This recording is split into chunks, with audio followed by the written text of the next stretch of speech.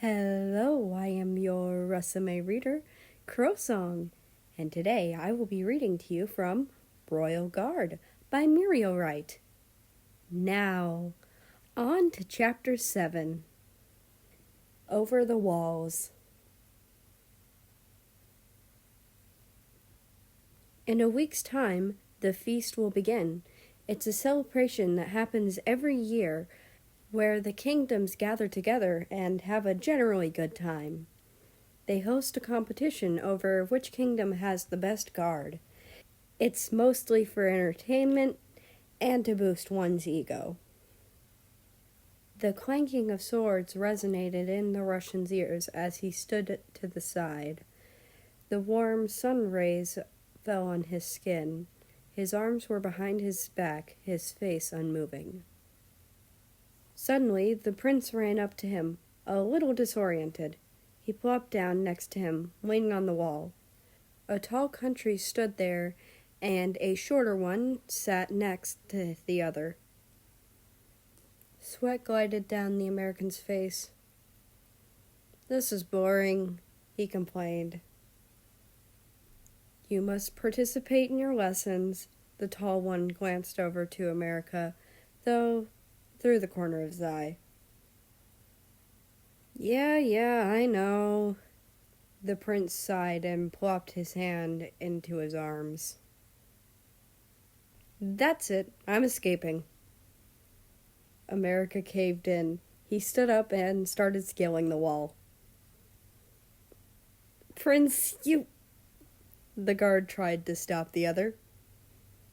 "Shut up for a second, come on. You didn't have a childhood, right?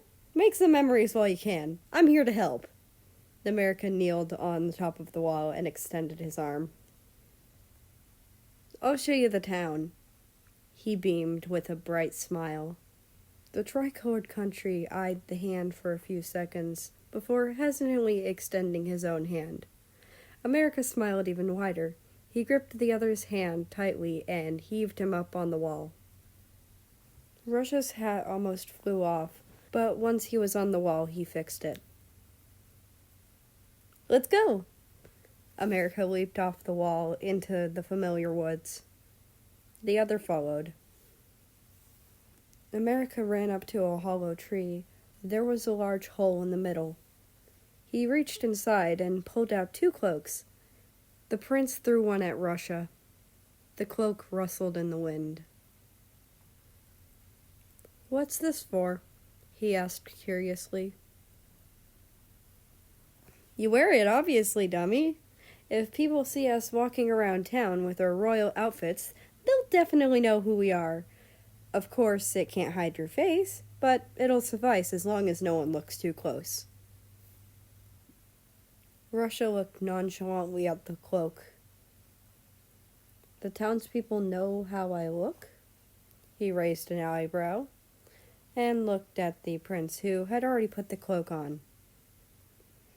"I mean, I'm sure someone as good-looking as you would be suspected to be somewhat royal."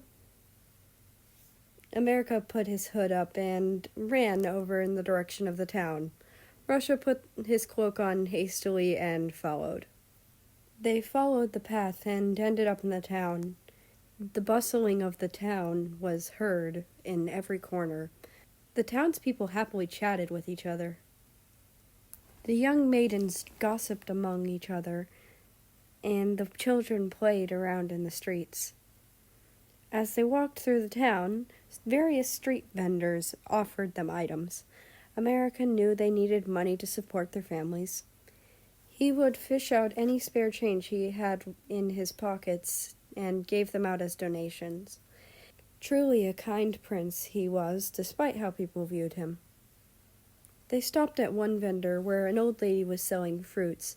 She wore rags and was quite dirty. "Hello, ma'am. How much for the apples?" America asked kindly as he bent down to face the shorter, older lady in front of him. 1 shillings, young man. Would you like to buy some?" She held out an apple in her shaky hand.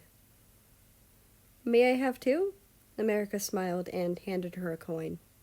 The old lady did not check the money. She immediately handed America 2 red apples. None of them were aware who the mysterious cloaked men were.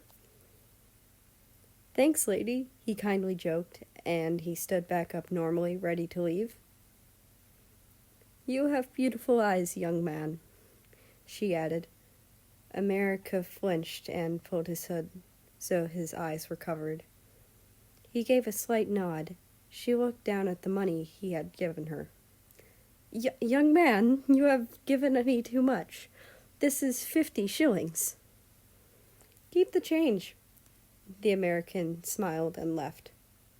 The lady knew the young man had given her too much on purpose. Such a kind young man. The prince bit his apple. The crunching was quite satisfying to hear. He skipped up to the other cloaked figure. He noticed Russia attentively watching something. America threw the apple at him. Instinctively, Russia grabbed the apple and looked at it, confused. "You were spacing out. It's for you, by the way." The prince took another bite of his apple. "What are you watching?" He joined the Russian. Russia was staring at a store that sold all kinds of items. There was a display window open to the public to see what it had to offer. The prince couldn't help but let out a quiet chuckle. He's just like a kid looking at a toy store. "Let's go inside if you want." They both entered the shop with an array of items on the shelves. "Why are you so fascinated by the town shop?" "You're fascinated by town things and real things."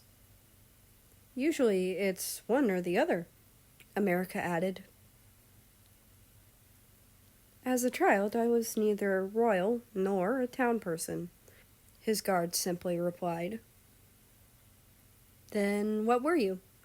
The prince played peekaboo from across the shelves. "Not important." He dodged the question. The prince pouted in annoyance.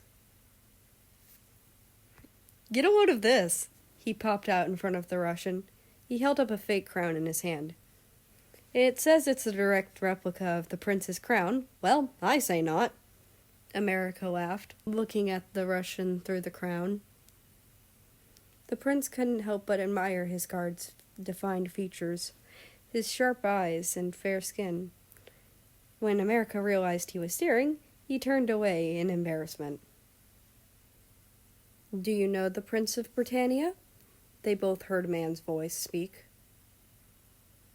"You mean that good-for-nothing stuck-up prince?"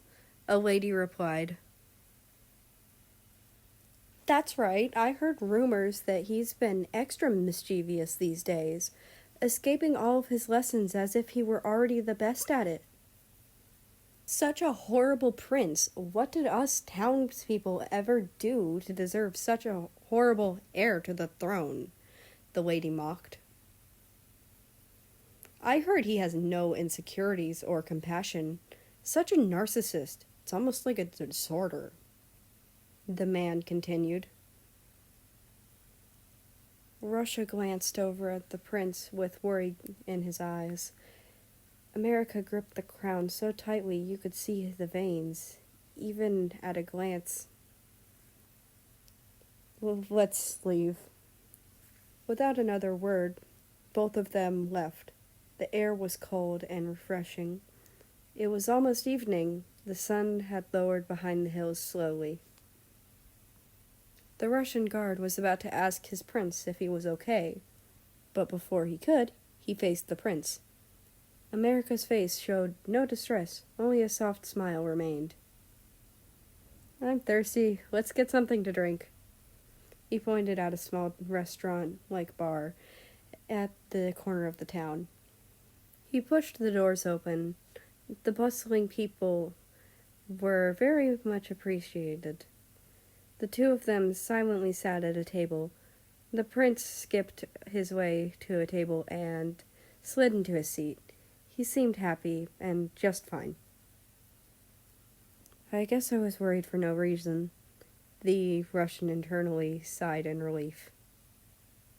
Wait, I was worried? How did that even happen? Have I been worried for someone before? His monotone voice rang in his head as he asked himself those questions. What would you two like?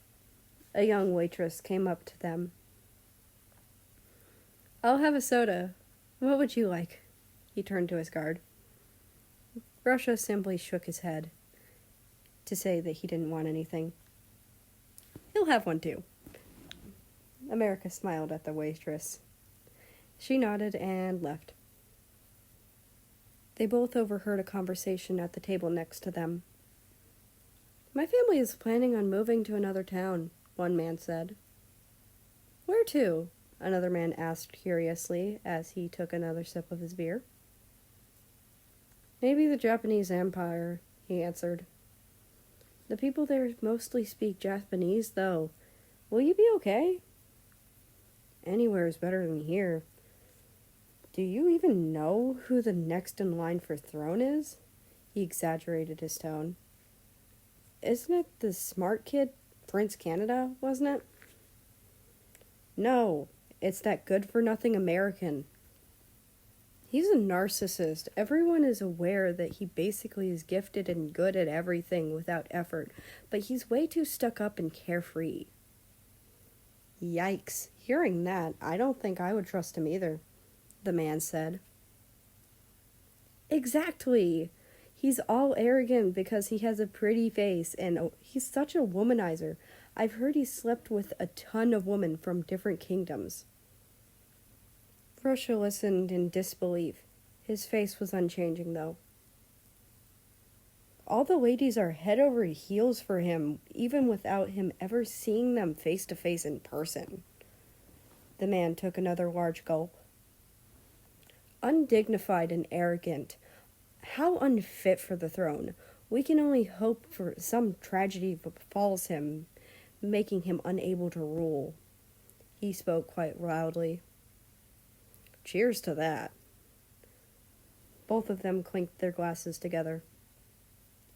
The tall country didn't know what came over him, but he just snapped. He unsheathed his sword halfway before hearing a scold. No, America commanded. The prince's face was not visible due to his hood. Do not. That is an order. That was the first time America had ever raised his voice at his guard. Throughout the whole time Russia was here, all America did was joke around with him as if he were a friend. Russia reluctantly shoved his sword back into place. They both got up to leave. After they exited the door, the waitress came to their table only to see no one was there. The two men had left without their drinks. She looked around, confused. She noticed a couple coins on the table. The total coins were 100 shillings, but the drinks were only 10 shillings. Indeed, America had left some money on the table before they exited the bar. Russia had noticed. Arrogant my ass. The prince is a very kind person. I should know that the most. He grit his teeth and internally complained. The guard glanced over at his prince, worried again for some reason. America stood there, smiling softly again. It's almost like he didn't even hear the hurtful words in the first place. Why did I lash out? I've never been mad in my life. I've always kept my composure. Just what happened to me so suddenly?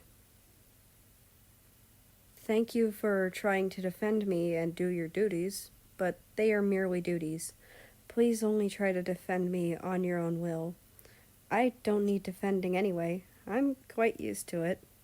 It doesn't hurt me at all anymore. Russia nodded as the streets emptied out and the sky grew dark. They walked back up to the palace. The guard couldn't explain the pit in his stomach. He had forgotten all about his duties for a second there. He had never worried nor lashed out, so why now so suddenly?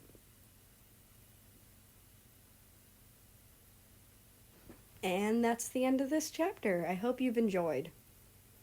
I am very much upset about the townspeople, much like the comments section. That has been all I have to offer. I hope you'll join me again in the next video. Also, please join our Discord. We have fun. See you tomorrow.